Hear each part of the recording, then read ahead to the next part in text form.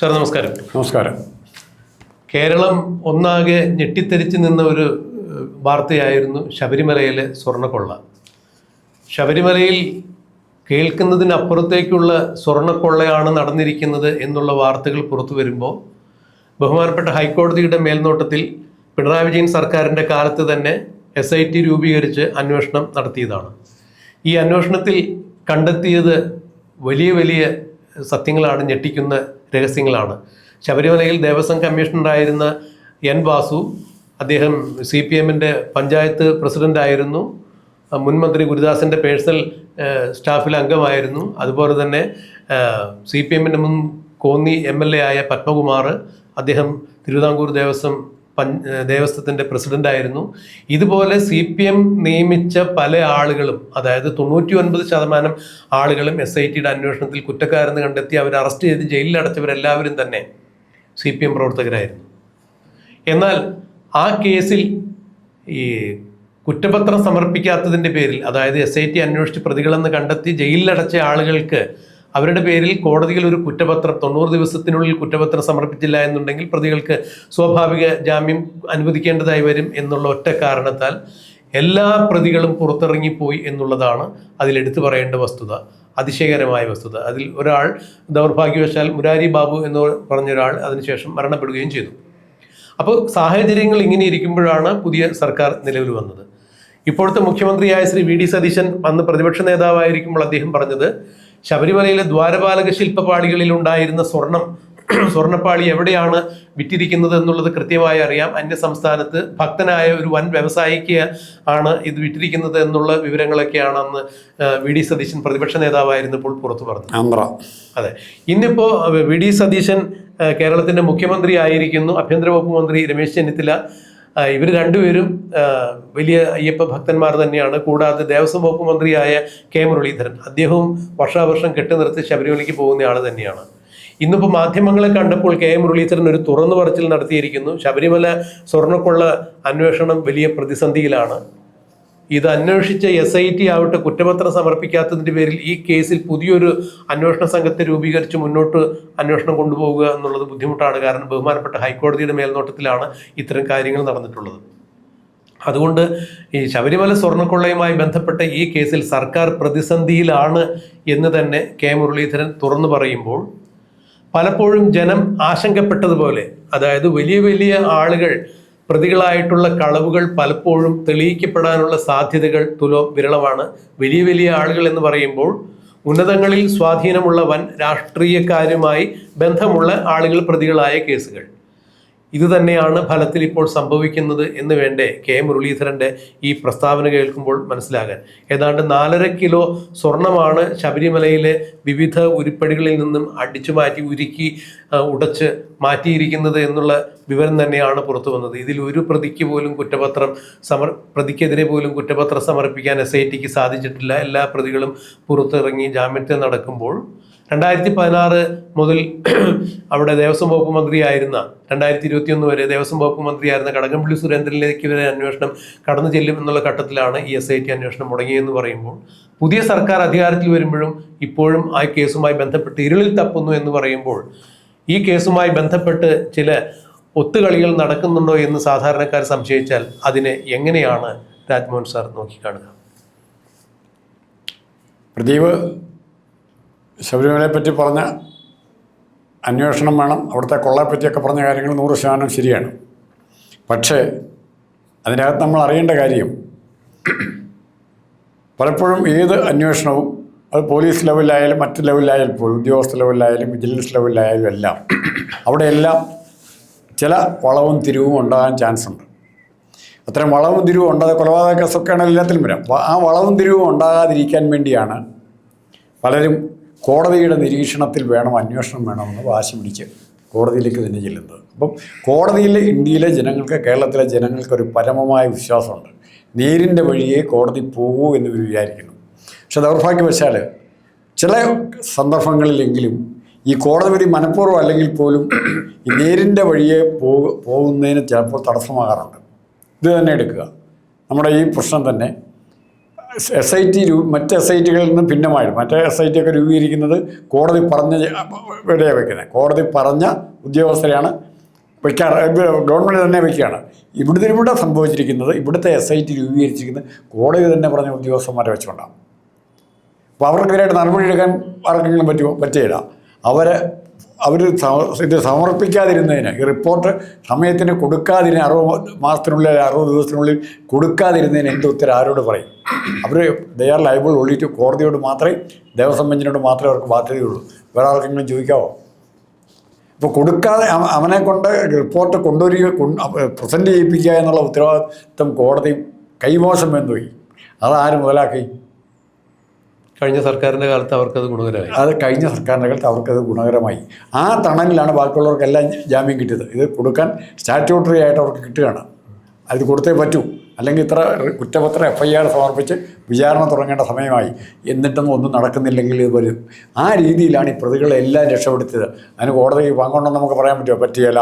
കോടതി ലക്ഷ്യവും പോലീസിനെ കൊണ്ട് കയ്യെ പിടിച്ച് എഴുതിക്കേണ്ട ചുമതല കോടതിക്കാണോ? അല്ല. പക്ഷേ എന്നാൽ ചില കാര്യങ്ങൾ വലിയ വർത്തമാനം പറയും. പോലീസ് അതിരിവിടരുത്, നടപടിയെടുക്കും. പക്ഷേ എന്തുകൊണ്ട് ഈ വിഷയത്തിൽ അവർക്ക് ജാമ്യം കിട്ടാൻ സഹായകരമായ ഒരു സിറ്റുവേഷൻ എടുക്കാത്തില്ല? സാർ, ഇവിടെയാണ് ഒരു സംഭവം കൂടെ എൻ്റെ കൂട്ടത്തിൽ പറയുകയാണ്. കോടതിയും ജുഡീഷ്യറി എങ്ങനെയായിരിക്കും എന്നുള്ളതിൻ്റെ ഏറ്റവും വലിയ തെളിവായിരുന്നു തിരുവനന്തപുരത്ത് ഗീനാകുമാരി മറ്റേ ആ രക്ഷാപ്രവർത്തന കേസിൽ ജാമ്യം കിട്ടാനായിട്ട് പബ്ലിക് പ്രോസിക്യൂട്ടർ എന്നുള്ളതിൽ അവരിടപെട്ടു. അത് കോടതി ഒരു കോടതി തന്നെ അവർക്ക് അനുകൂലമായിട്ട് വിധിക്കുകയാണ്. അടുത്ത ചെല്ലുമ്പോൾ വീണ്ടും അപ്പീൽ പോകാനുള്ള ചാൻസാണ് ഉണ്ടാകുന്നത്. കേന്ദ്ര അന്വേഷണ ഏജൻസികളുടെ കാർ തല്ലിപ്പൊളിച്ച കേസ്. അപ്പോൾ കോടതി അല്ലെ പബ്ലിക് പ്രോസിക്യൂട്ടർ ഇതിൻ്റെ സ്ഥാപനമാണ്. ഈ കേസിലും ദേവസ്വം ബോർഡിൻ്റെ കേസിലും അങ്ങനത്തെ പ്രോസിക്യൂട്ടർമാരുണ്ടെങ്കിൽ എങ്ങനെ വേണം മാറ്റായി കേസ്. അപ്പോൾ അതുകൊണ്ട് നീതി എന്ന് പറയുന്നത് കിട്ടണമെങ്കിൽ അത് integrity of the person involved. അത് ഏറ്റവും താഴത്തെ കോൺസ്റ്റബിളായിരിക്കാം, ചീഫ് ജസ്റ്റിസ് ഓഫ് സുപ്രീം കോടതിയിലെ ചീഫ് ജസ്റ്റിസ്. ആ ഇൻറ്റഗ്രിറ്റി ഇല്ലെങ്കിൽ ഈ നീതിബോധം എന്ന് പറയുന്നതിന് യാതൊരു വിലയില്ല. സാർ, ഇവിടെ മറ്റൊരു കാര്യം നമുക്ക് എടുത്തു പറയാൻ പറ്റിയത്, ശബരിമല പോലെ മതേതര വിശ്വാസികളുടെ ഒരു വിശ്വാസ കേന്ദ്രമാണത്. കാരണം ശബരിമല ഹിന്ദു ക്ഷേത്രമാണെന്ന് പറയുമ്പോഴും അവിടെ ആരാധനയ്ക്ക് എത്തുന്ന മറ്റിതര ധാരാളം മതസ്ഥരുണ്ട്. വിശ്വാസപൂർവ്വം കെട്ടുനിറച്ച് തന്നെ ശബരിയിൽ വരുന്ന ആളുകളുണ്ട്. അപ്പോൾ അവരുടെ എല്ലാവരുടെ ഒരു വികാരം തന്നെയാണ് ശബരിമല. അങ്ങനെ ഒരു കോടിക്കണക്കിന് ഭക്തരുടെ ഒരു ആരാധനാ കേന്ദ്രത്തിൽ ഇത്രത്തോളം വലിയ കളവ് നടന്നിരിക്കുന്നു എന്ന് പറയുമ്പോൾ ജനങ്ങളുടെ വികാരമാണ്. ജനാധിപത്യപരമായി തെരഞ്ഞെടുക്കപ്പെട്ട ഒരു സർക്കാരിന് ഇത്തരത്തിൽ ചില കാര്യങ്ങൾ ചൂണ്ടിക്കാണിച്ചുകൊണ്ട് ഇത്തരം വിഷയങ്ങളിൽ നിന്ന് ഒഴിഞ്ഞു മാറി നിൽക്കാൻ സാധിക്കും? അല്ല, സർക്കാരിന് ഒരിക്കലും ഇപ്പോഴത്തെ പുതിയ VD സതീശൻ്റെ സർക്കാർ ഇതിനെ നടപടിയെടുത്തേ വരും. അത് മുരളീധരൻ ഔട്ട്റൈറ്റായിട്ട് പറഞ്ഞു. മുരളീധരൻ്റെ തന്നെ സ്വന്തം അനുഭവമുണ്ട്. ഒരു ഹെൽത്തിലെ ഡയറക്ടറെ റിനി എന്ന് പറഞ്ഞ സ്ത്രീയെ ട്രാൻസ്ഫർ ചെയ്തപ്പോൾ ഉടനെ കോടതി സ്റ്റേ ആയിട്ട് വന്നു. അഡ്മിനിസ്ട്രേറ്റീവ് ടൈമുകളിൽ സ്റ്റേ ആയിട്ട് വന്നു. അവർക്ക് കൊടുക്കാൻ പാടില്ല എന്ന് പറഞ്ഞാൽ ടെക്നിക്കലായിട്ട് വല്ല ഗ്രൗണ്ട് ഉണ്ടെങ്കിൽ കൊടുക്കാം. പക്ഷേ മുരളീധരനെ സതുദ്ദേശത്തോടെ ചെയ്യാൻ തീരുമാനിച്ച കാര്യത്തിന് അവിടെ തടസ്സമാവരുത്. അത്തരം കാര്യങ്ങൾ അഡ്രസ്സ് ചെയ്യാൻ കോടതികൾക്ക് കഴിയണം. അല്ലാണ്ട് വെറും സാങ്കേതികത്വം പറഞ്ഞ് കോടതി മുമ്പോട്ട് പോയാൽ നിയമം അവിടെ കാണില്ല. അല്ല, ഈ നിയമത്തിൻ്റെ വ്യാഖ്യാനങ്ങൾ മാത്രം നടക്കുമ്പോൾ ഒരുപക്ഷെ ഇതിൽ നീതി നടപ്പാകുന്നുണ്ട് എന്നുള്ളതിൽ നീതി പ്രതീക്ഷിക്കുന്ന ജനങ്ങൾക്ക് അത് കിട്ടുന്നില്ല എന്നൊരു ധാരണ വരുമ്പോൾ സാധാരണക്കാരനെ സംബന്ധിച്ചിടത്തോളം നിയമത്തിൻ്റെ നീതിയുടെയും നൂലാമാലകളൊന്നും അവർക്കറിയില്ല. പക്ഷെ ശബരിമലയിൽ സ്വർണം മോഷ്ടിക്കപ്പെട്ടിരിക്കുന്നു എന്നുള്ളത് സ്ഥിരീകരിച്ച കാര്യമാണ്. ആരാണ് മോഷ്ടിക്കപ്പെട്ടിരിക്കുന്നത് എന്നുള്ള ഒരു കണ്ടെത്തലുകൾ നടന്ന കാര്യമാണ്. അങ്ങനെയെങ്കിൽ പിന്നെ എന്തുകൊണ്ട് കൂടുതൽ അന്വേഷണങ്ങൾ മുന്നോട്ട് പോകുന്നില്ല? സ്വർണം എവിടെയാണ്, ആരാണ് ഒതുക്കിയത് എന്നുള്ളത് അത് കണ്ടെത്താൻ പറ്റുന്നില്ല എന്ന് പറയുമ്പോൾ തീർത്തും അന്വേഷണം വഴിമുട്ടി. കോടതിയുടെ മേൽനോട്ടത്തിലാണ് അന്വേഷണം നടന്നത് എന്ന് പറയുമ്പോൾ പിന്നെ ഇനി എന്ത്? ശബരിമലയെ സ്വർണ്ണക്കൊള്ളയെ സംബന്ധിച്ചിടത്തോളം ശാസ്താവിൻ്റെ സ്വർണം കളവ് പോയി എന്നുള്ള സ്ഥിരീകരിക്കപ്പെട്ട കാര്യം, 4.5 കിലോ സ്വർണം ഏതാണ്ട് കളവ് പോയി എന്ന് പറയുമ്പോൾ എങ്ങോട്ട് പോയി, ആര് കൊണ്ടുപോയി, ആരൊക്കെ കൂടി മുക്കി എന്നുള്ള ആ ഒരു ചോദ്യം വരുന്നിടത്ത് ഉത്തരം നൽകാനാവാതെ അന്വേഷണ ഉദ്യോഗസ്ഥരും പുതിയ സർക്കാരുമെല്ലാം നിൽക്കുന്നു എന്ന് പറയുമ്പോൾ ഞങ്ങൾക്ക് കോടതിയുടെ ഉത്തരവിനെ മറികടന്നുകൊണ്ടൊന്നും ചെയ്യാൻ പറ്റില്ല എന്ന് ദേവസ്വം വകുപ്പ് മന്ത്രി പറയുമ്പോൾ സർക്കാർ പ്രതിസന്ധിയിലാണെന്ന് പറയുമ്പോൾ സാധാരണക്കാരായ ജനങ്ങൾക്ക് പിന്നെ എവിടെയാണ് ഈ കാര്യത്തിൽ ഒരു തീർപ്പ് കൽപ്പിക്കുക? അല്ലെങ്കിൽ സാധാരണക്കാരുടെ നീതി എവിടെ നിന്ന് കിട്ടും എന്നുള്ളത് വലിയ ചോദ്യം തന്നെയല്ലേ? മുരളീധരൻ്റെ സ്വന്തം അനുഭവത്തിൽ നിന്നാണ് പറഞ്ഞത്. തൻ്റെ ഡിപ്പാർട്ട്മെൻറ്റിലുണ്ടായ ഹെൽത്ത് ഡിപ്പാർട്ട്മെൻറ്റിലുണ്ടായ ഒരു ട്രാൻസ്ഫർ പോലും അത്യാവശ്യം നടത്തിയ ട്രാൻസ്ഫർ സർക്കാർ ഉത്തരവ് പുല്ലുവില കൊടുത്ത ഒരു ഉദ്യോഗസ്ഥയെ ട്രാൻസ്ഫർ ചെയ്ത് കഴിഞ്ഞപ്പോൾ ഉടനെ അവരെ ട്രാൻസ്ഫർ ചെയ്യാൻ പാടില്ല എന്നുള്ള നിലപാടെടുക്കുന്നത്. സ്റ്റേ കൊടുക്കുകയാണ്.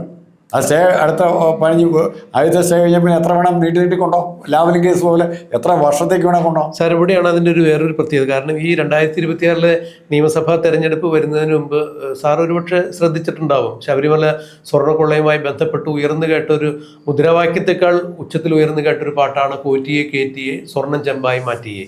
അപ്പോൾ ഈ സ്വർണം ചെമ്പായി മാറ്റിയെ പോറ്റിയെ കയറ്റി എന്നുള്ള പാട്ട് UDFന്റെ ഭരണത്തിലേക്കുള്ള വരവിന് ഒരു വലിയ അളവ് വരെ സഹായകരമായിട്ടുണ്ട്. അങ്ങനെ മേൽക്കൈയുടെ 50% ഒറ്റ പാട്ടാണ്. അത് തന്നെയാണ്. അപ്പം അങ്ങനെയാണെന്നുണ്ടെങ്കിൽ ആ വിഷയവുമായി ബന്ധപ്പെട്ട് എത്ര തന്നെ നിയമത്തിന്റെ നൂലാമാലകളുണ്ടെങ്കിലും അതെല്ലാം പരിഹരിച്ച് സത്യം പുറത്തു കൊണ്ടുവരാൻ ഈ UDF സർക്കാർ പ്രതിജ്ഞാബദ്ധരാണല്ലോ. അതിന്റെ ഭാഗമെന്ന രീതിയിൽ ദേവസ്വം വകുപ്പ് മന്ത്രിയൊക്കെ അതിൻ്റെതായിട്ടുള്ള അല്ലെങ്കിൽ തങ്ങളുടേതായിട്ടുള്ള ഒരു പാർട്ട് നിർവഹിക്കേണ്ട ഒരു സമയം കൂടിയല്ലേ ഇത്. അല്ല, അതിനിപ്പോൾ ഗവൺമെൻറ് നാളെ ഇത് ഒരു വേറൊരു ഗുണം എന്ന് പറഞ്ഞാൽ ഇപ്പോൾ ഇതിൻ്റെ അകത്തെ പ്രധാന ഞാൻ കഴിഞ്ഞ ദിവസം നമ്മൾ പറഞ്ഞതാണ്, പ്രധാന സിറ്റുവേഷൻ ജനങ്ങൾ അവെയറായിരിക്കുന്നു.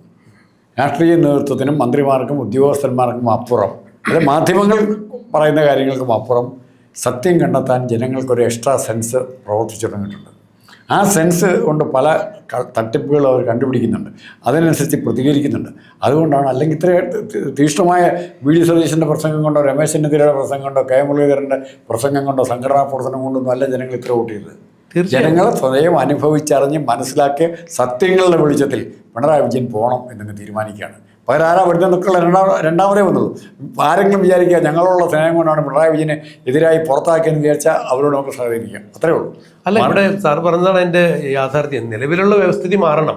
പക്ഷെ നിലവിലുള്ള വ്യവസ്ഥിതി മാറണം എന്ന് ചൂണ്ടിക്കാണിക്കുമ്പോൾ അതിൻ്റെ പുറകിലുണ്ടായിരുന്ന വികാരത്തിലൊന്ന് ഇത് തന്നെയാണ്. ഈ ശബരിമല സ്വർണ്ണക്കൊള്ളയുമായി ബന്ധപ്പെട്ട് അതിൽ നീതിയുക്തമായ രീതിയിലുള്ള ഒരു നടപടിക്രമമല്ല അന്ന് പിണറായി വിജയൻ സർക്കാരിൻ്റെ ഭാഗത്തു നിന്ന് ഉണ്ടാകുന്നുള്ളത് മനസ്സിലായി. VD സതീശൻ സർക്കാർ നിലവിൽ വന്നു കഴിഞ്ഞപ്പോൾ അതിൻ്റെ ധാരണകൾ തിരുത്തി കുറിക്കേണ്ടതാണ്. കാരണം പ്രതിപക്ഷ നേതാവായിരുന്ന VD സതീശൻ പറഞ്ഞിരുന്നു സ്വർണം എവിടെ കൊടുത്തിട്ടുണ്ട്, ആരാണ് വിറ്റതെന്നൊക്കെ എനിക്കറിയാമെന്ന് പറയുമ്പോൾ ഇന്നിപ്പോൾ നമ്മുടെ ദേവസ്വം വകുപ്പ് മന്ത്രി പറയുന്നു ഈ സ്വർണ്ണം കട്ടു എന്നുള്ളത് നമുക്ക് മനസ്സിലായിട്ടുണ്ട്, പക്ഷേ എങ്ങനെയാണ് അതിൻ്റെ തെളിവുകൾ കണ്ടെത്താൻ പറ്റില്ല എന്നൊക്കെ പറയുമ്പോൾ തെളിവുകൾ ഒരു കാരണവശാലും കട്ടവൻ കൊണ്ടുവന്ന് കൊടുക്കില്ലല്ലോ. അപ്പോൾ കട്ടവർക്ക് തെളിവ് ഒതുക്കാനും തീർച്ചയായും മിടുക്കുണ്ടാവും. അത് കണ്ടെത്തലാണല്ലോ അന്വേഷണ ഉദ്യോഗസ്ഥന്മാരുടെ മികവ്.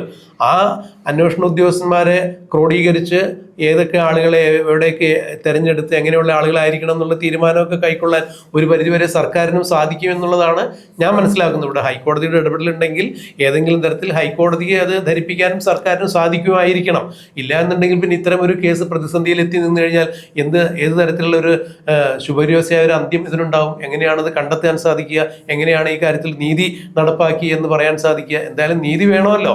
ശാസ്താവിന്റെ സ്വർണം എന്ന് പറഞ്ഞാൽ അവിടെ ഭക്തർ സമർപ്പിച്ചിട്ടുള്ളതാണ്. അതിപ്പോൾ വിജയമല്യ ആയാലും അവിടെ ശബരിമലയിൽ വർഷാവർഷം കെട്ടുനിറച്ച് പോയി ആളിടുന്ന കാണിക്കയായാലും ഭക്തനിടുന്ന കാണിക്കയായാലും ഇതാണ് നടവരവ്. അപ്പോൾ ജനങ്ങൾ ഭക്തിപൂർവ്വം സമർപ്പിച്ച് ഭഗവാന് കൊടുത്ത ഭഗവാന് ദേവന്റെ സ്വത്ത് നഷ്ടമായിരിക്കുന്നു. അത് കണ്ടെത്തണം. അത് കണ്ടെത്തൽ ഈ സർക്കാരിൻ്റെ ഒരു ചുമതല തന്നെയാണ്. അവിടെ എന്തൊക്കെ തരത്തിലുള്ള ന്യായീകരണങ്ങൾ പറയുകയോ തെളിവില്ലെന്നോ മറ്റ് കള്ളൻ തെളിവ് നശിപ്പിച്ചെന്നോ തെളിവ് കണ്ടെത്താൻ പറ്റണില്ല എന്നൊക്കെ പറഞ്ഞാൽ അതൊരു മുട്ടായുക്തി മാത്രമാണെന്നായിരിക്കും ജനം വിശ്വസിക്കുക. ഇന്നിപ്പോൾ VD സതീശൻ സർക്കാർ അധികാരത്തിൽ വന്ന് കഷ്ടി 2 മാസം പിന്നിടുന്ന ഈ സാഹചര്യത്തിൽ തീർച്ചയായും അവരിൽ ജനങ്ങൾക്ക് വലിയ പ്രതീക്ഷയുണ്ട്. ശബരിമല സ്വർണ്ണക്കൊള്ള ഉൾപ്പെടെയുള്ള വിഷയങ്ങളിൽ നീതി കിട്ടും എന്നുള്ളതാണ്. അപ്പോൾ അത് തീർച്ചയായും അതിന് പ്രതിജ്ഞാബദ്ധമായി നിൽക്കേണ്ട ഒരു ഉത്തരവാദിത്തം, ധാർമ്മികത സർക്കാർ പുതിയ സർക്കാരിനുണ്ട്. അവരത് നിർവഹിക്കേണ്ടതാണ്. അവിടെ മുട്ടായുക്തികൾക്കോ അല്ല എന്നുണ്ടെങ്കിൽ തട്ടാമുട്ടികൾക്കോ സ്ഥാനമില്ല. അവരത് നിർവഹിക്കട്ടെ എന്ന് നമുക്ക് പ്രതീക്ഷിക്കാം.